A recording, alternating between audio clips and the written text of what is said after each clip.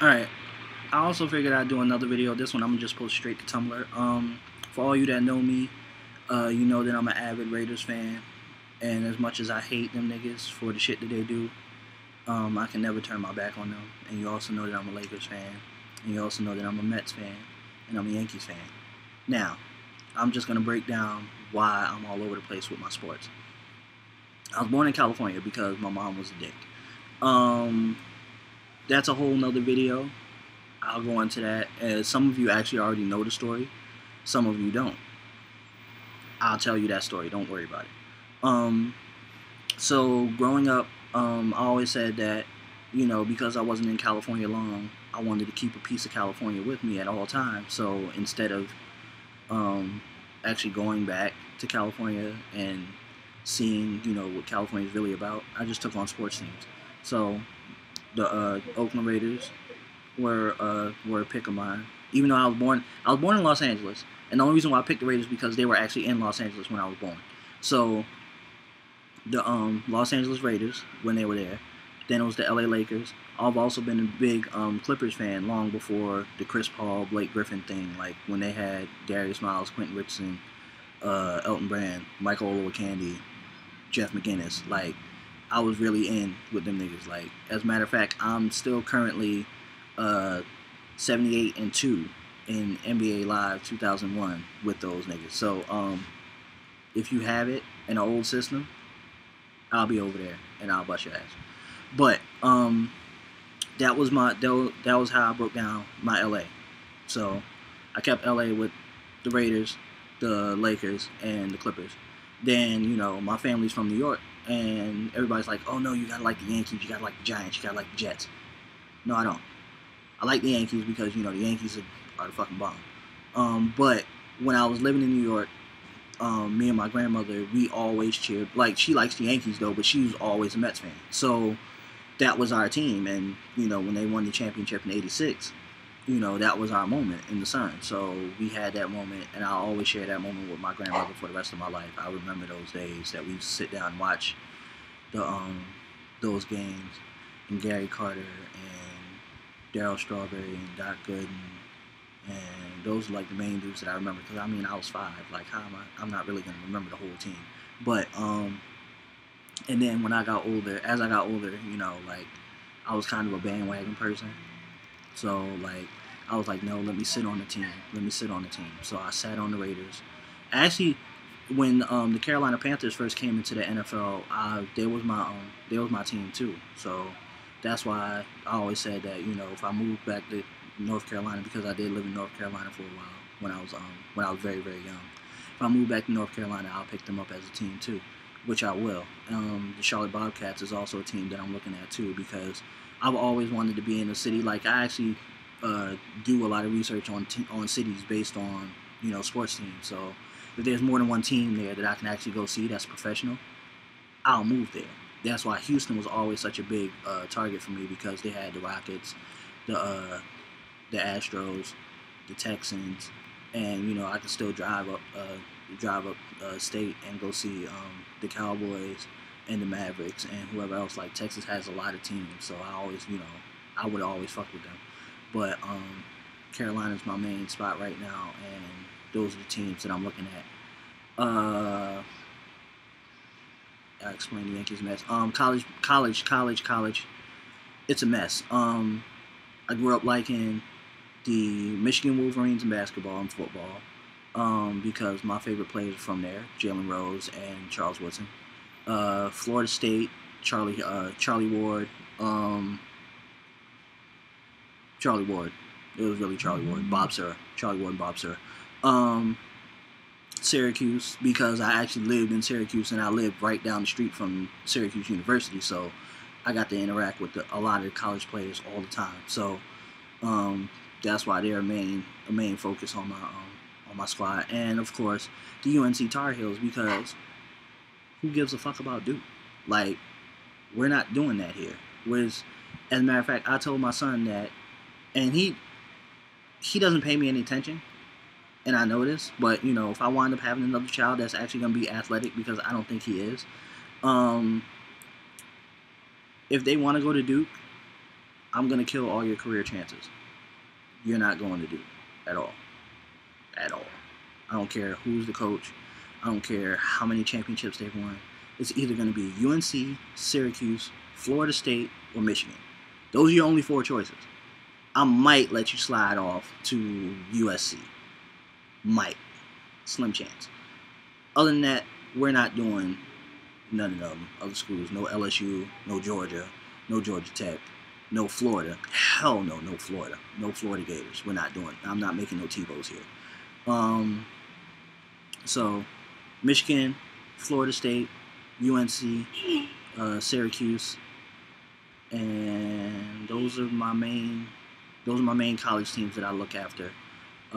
Charlotte Bobcats, Lakers, Clippers, Orlando. Actually, I forgot about the Orlando Magic. I was a big Shaq and Penny fan when I was younger, and everybody was still on the Jordan bandwagon, and I was like, no, I always wanted to be different. I didn't want to be on that bandwagon. Like when I first started playing basketball, I had the opportunity to wear 23, but because I was frail, and they only ordered the jerseys in like certain sizes for certain kids, like I had to get the smallest jersey, so I wound up wearing number 10, which is actually the date of my birthday, and B.J. Armstrong's number. And I was like, cool. Like everybody liked Jordan and Pippen though, but I like Jordan and Pippen too though. But B.J. Armstrong was my dude because we wore the same number. So I do stupid shit like that.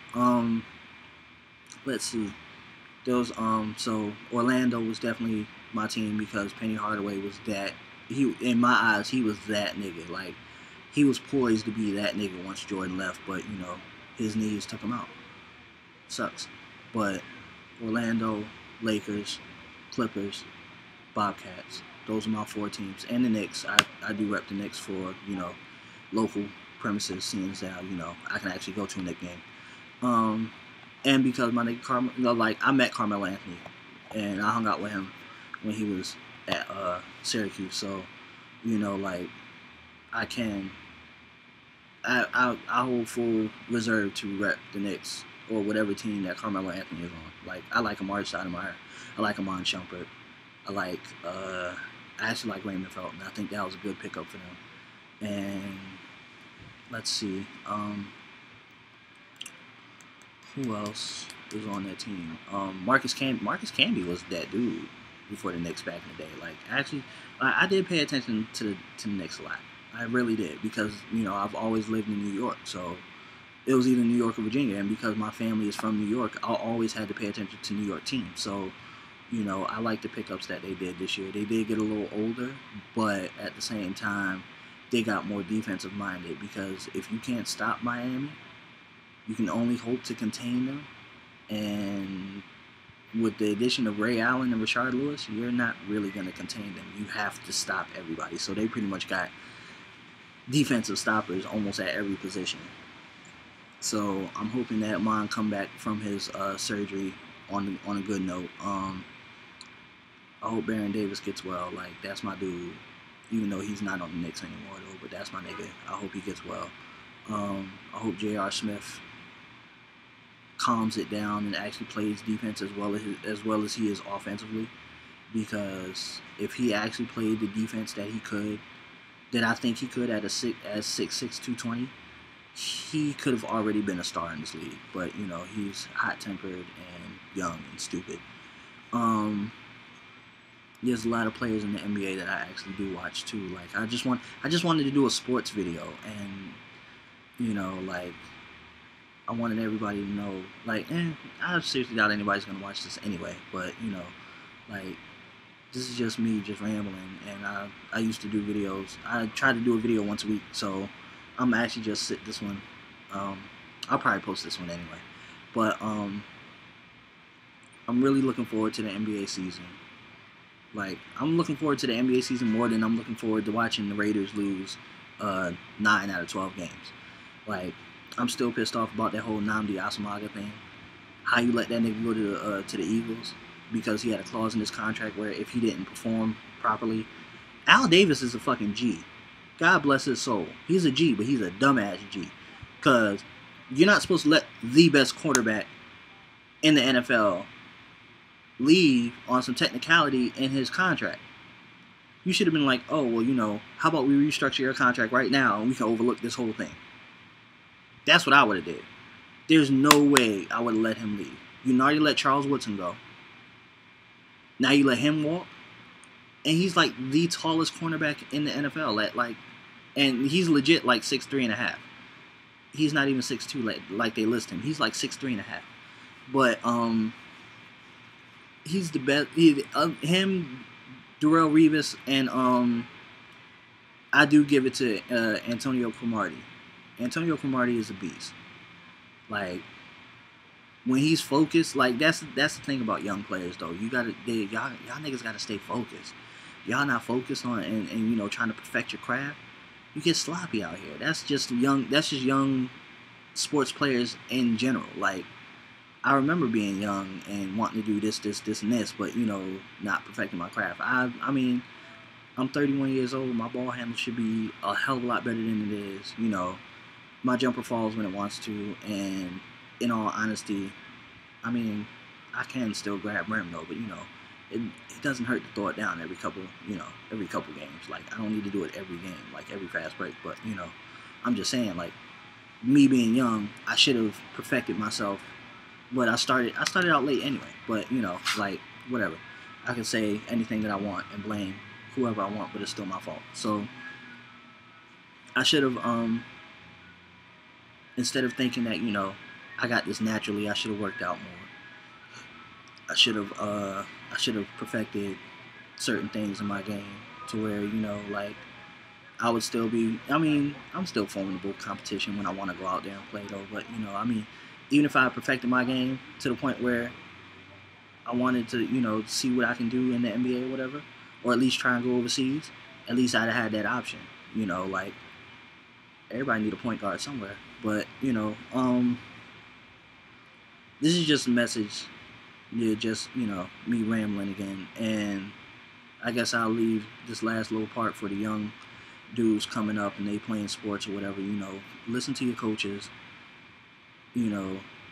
Play hard, practice hard, hone your craft. Like, do what you got to do in order for you to make it. Because once you make it, you got to work 12 times harder to even stay in where you at. Because like I said, my friend is Andre Blatche. He used to play for the Wizards. They said he was a head case.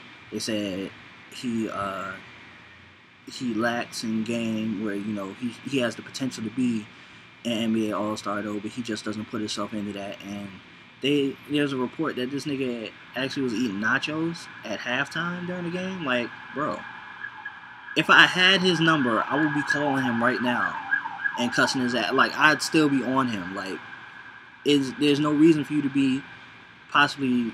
He's hands down the best player from Syracuse that is actually from Syracuse to make it to the NBA. It's like from high school, just coming up from Syracuse. Period.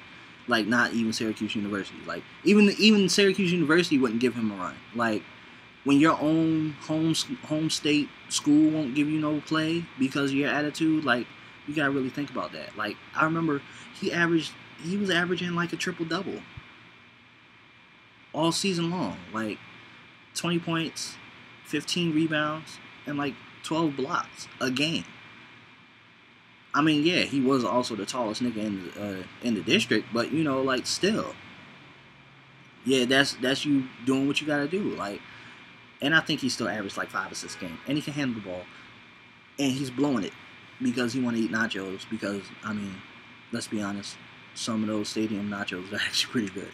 But like, that's all I'm saying. Just hone your craft, do what you gotta do. It doesn't matter if it's sports. It doesn't matter, like, if you're good at graphic arts, hone your craft. Do what you gotta do. You're good at game design, hone your craft, because you can be out here making the next game. Like, they're always looking for people. Just own up to what you're good at. Do that shit and make it work. You know what I'm saying? Get out here and get this money. These white people ain't trying to hand you nothing. Get out here and make that shit for yourself. That's what I tell my little brother that. Tell my little cousins that. I'm still out here trying to do that shit. But you know what I'm saying? I'm trying. I'm working hard. It may not look like it right now though, but like, I understand. It's hard out here though, but at least I'm still out here trying. So don't give up on anything. Keep focused, and I need to stop looking at my TV, but I'm about to play a game. So, matter of fact, let me see who's online. Forehead's online. I think I want to play some Call of Duty. So if you're actually on, I should highlight Grizz real quick. Grizz. Grizz, we're gonna see if we can get this game popping off. I'm shouting you out right now. Shout out to Grizz. Like I said, if you're good at something, focus on that. Focus on specifically what you're good at. Work that shit out. Make that shit the best thing that you're at. And then get out here and get this money. Alright?